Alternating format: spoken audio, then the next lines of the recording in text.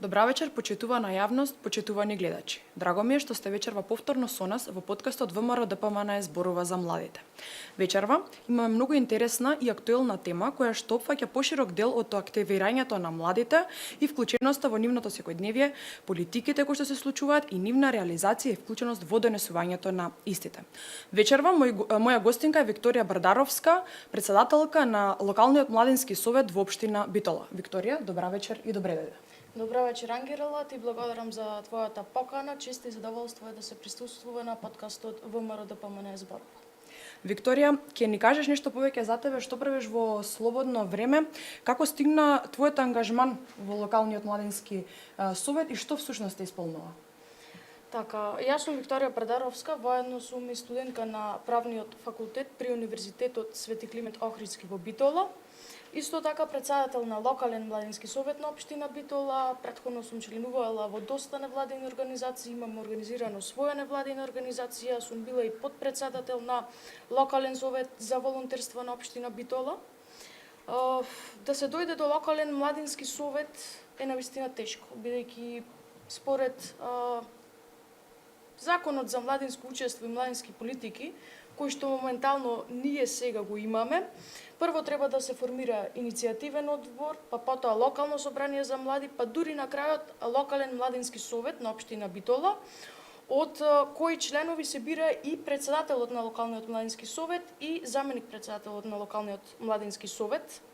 Да се биде председател и член, бидејќи председателот нели е прв меѓу еднаквите, е навистина тешко, особено во овој период кога за жал само на хартија ги имаме законите, меѓутоа ги немаме едноставно во пракса законите. Во нашата држава со поголем дел од законите, за жал досега беше така, ги имавме на хартија, но ги немавме во пракса. Верувам дека сега е конечно време за законите да станат реалност и да се реализираат во пракса. Кажи ми, што да исполнува во локалниот младински совет? Кој е твоето задоволство да си председател? Едноставно да му се помогне на младите, да му направиме една подобра иднина, сите заедно да ја креираме нашата иднина, бидејќи ако не ние, младите, не креираме политики во сегашноста, бидејќи многу често се слуша фразата младите се иднината. Не, младите се сегашноста, благодарение на кој ние самите ќе ја креираме нашата светла иднина. Кажи ми, дали ЛМС има своја програма и може ли да ни кажеш нешто повеќе за составот и функционирањето на локалниот младински совет и што всушност значи локален младински совет? Да, локалниот младински совет, конкретно на општина Битола, има изгласано своја програма, во чија програма имаме 8 приоритетни активности, можам да ги споменам. Имаме програма во која една од активностите е наградување на најдобрите средношколци во 4-та година по успех, да му се доделат плакети за досегашниот постигнат успех, значи во оној успех од 1-ва, 2-ра, 3-та и 4-та година, заедно со матурата. Значи на тие средношколци да му се додели плакета заедно со некаков символичен подарок и да му се даде поттик во иднина да вложуваат во своето знаење и во своите вештини. Меѓутоа, морам да напоменам дека како и формалното образование, така и неформалното образование е важен сегмент во младинските едноставно случувања.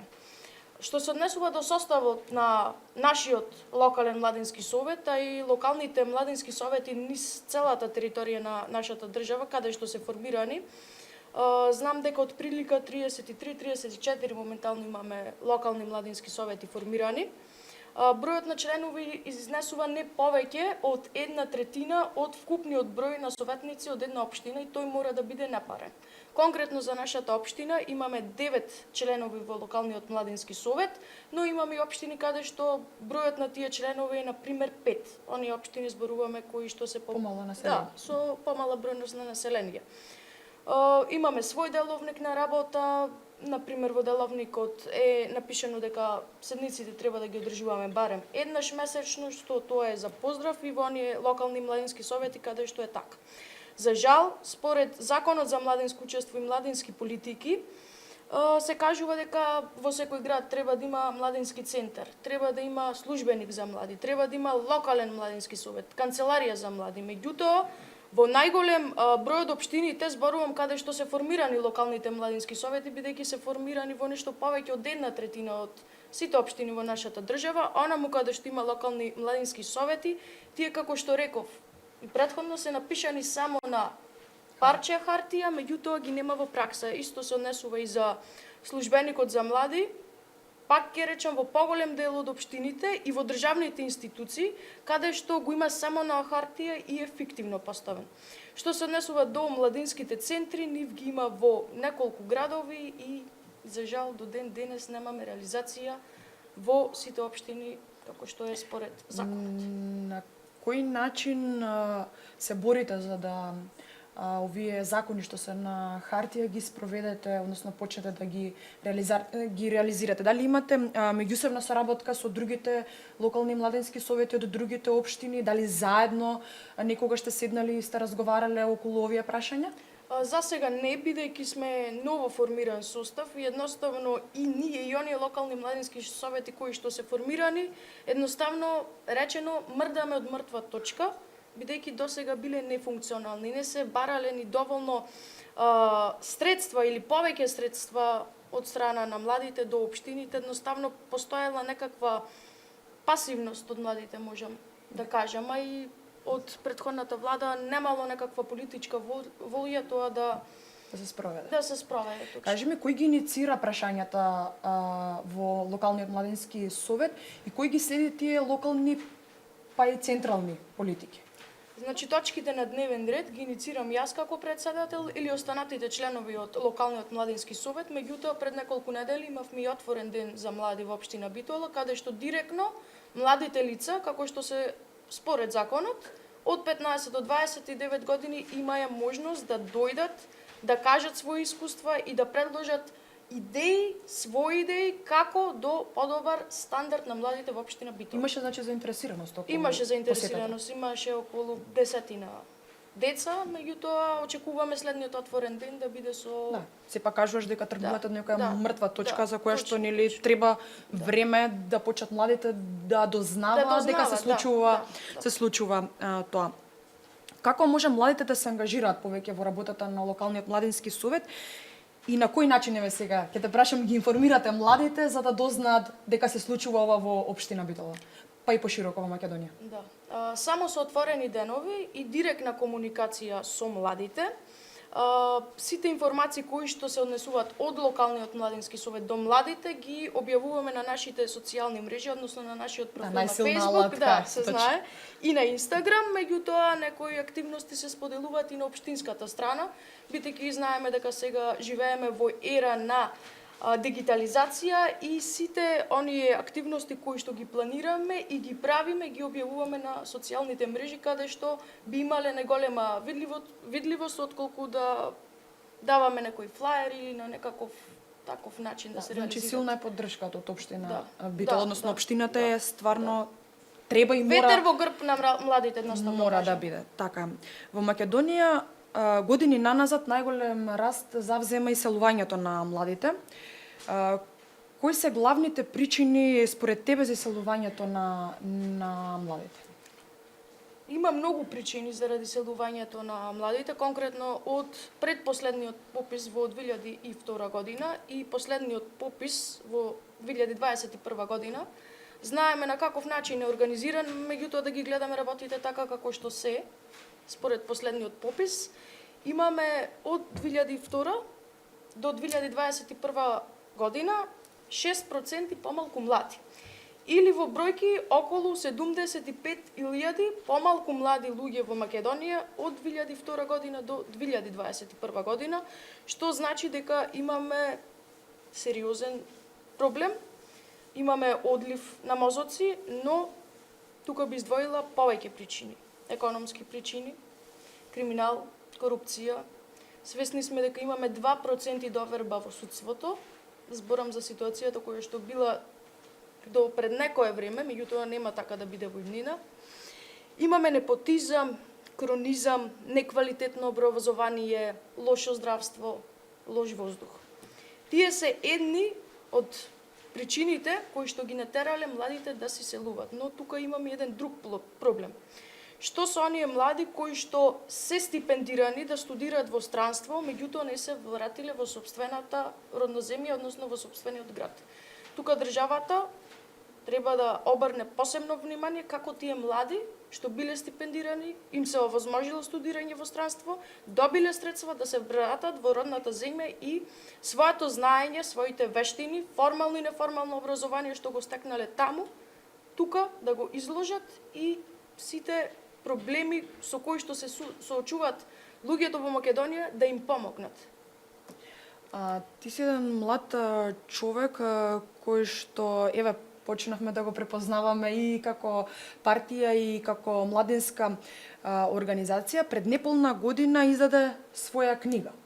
Ќе ни кажеш ли низ какви искушенија поминуваше за да го создадеш ова твое дело, па и потоа да им порачаш на младите дека и тука може да се успее? Да, точно издадов своја книга и како најголем предизвик би го кажала излегување само од комфортната зона, бидејќи студентскиот живот, животот на еден млад човек не е само дењето на факултет и учењето во тие предавални.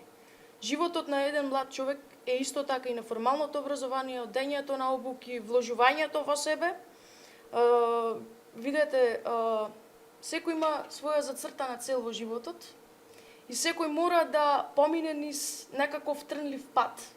Патот до успехот не е така лесен. Меѓутоа, храброста е првиот чекор кој што ќе не однесе до успехот.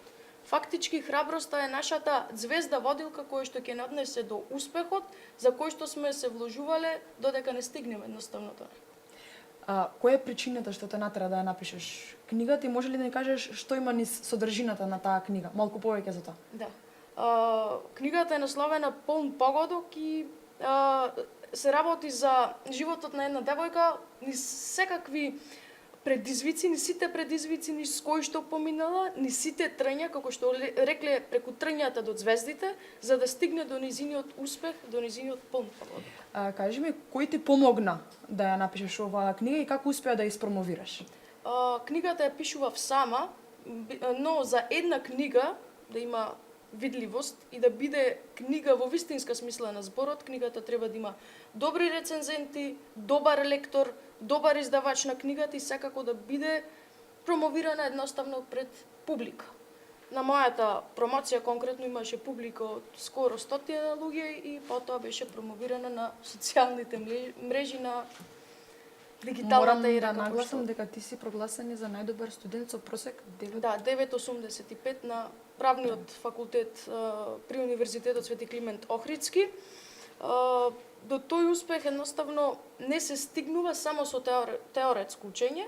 Тоа учење теоретски треба да се примене во пракса. Да, сакав сега тоа да те прашам, затоа што праксата кај нас во нашето учење е малку занемарена. Да. Како можеме да го поддржиме младинското претприемништво за да имаме подобар просперитет и да можеме да го подобриме младинскиот стандард? Со новите мерки на владата, претприемништвото, односно оние млади претприемачи кои што сакаат да бидат и сакаат да основат сопствен бизнис, му се нуди можност од 1000 до 30.000 евра за да отпочнат свој бизнис и сакам да нагласам дека оваа мерка е за поздравување, бидејќи едноставно желбата и почетокот за да се креира еден нов бизнис зависат сепак нели од финансите. Затоа оваа мерка е за поздравување. Што се однесува до младинскиот активизам, има некои мерки за подобрување на истиот. Значи во нашата држава имаме гаранција за млади, значи млади кои што не се вклучени во образование и се невработени, преку оваа гаранција за млади можат да се стекнат со нови вештини. Имаме младински додаток за оние млади кои што се вработени во производство, тој изнесува 3000 денари, се дава до 23 години. Имаме закон за субвенционира студентски оброк, за младински стандард. Значи, сметам дека во овој дел има најави од министерката дека ќе се зголеми износот на оброкот или пак ќе биде опсегот на студенти зголемен. А исто така сметам дека може би некакво покачување стипендите од 10 до 15% би било едно така наречено свежување за студентите и поттик за уште повеќе успеси во иднина на самите студенти. Кажи ми, Викторија, која е твојата препорака на младите? Нашата иднина зависи од тоа што го правиме денес. Сите големи работи почнуваат од мали нешта. Треба да бидеме промената што сакаме да ја видиме, бидејќи ние како млади луѓе најдобро знаеме што ни е потребно нам. Треба да вложуваме во своето формално, неформално образование, обуки, вештини и се што ни се нуди на пазарот. Едноставно, една обука може да не одведе до некој успех што не сме ни замислувале дека можеме да го оствариме. Храброста, како што напоменав, е првиот чекор и звездата водилка за да отидеме до нашиот успех. Треба да правиме едноставно наши траги, да оставаме траги, а не да газиме по тугите стапки. Бидејќи газењето по тугите стапки не носи ништо ново, туку не носи само во минатото. Викторија, ти благодарам што беше дел од подкастот ВМРО ДПМН зборува. Среќни сме што Македонија има успешни млади мозоци, ако можам така да кажам, со кој што во иднина верувам дека ќе се гордее. А вам, драги гледачи, ви благодарам што не гледавте оваа вечер и ве очекуваме во наредниот подкаст.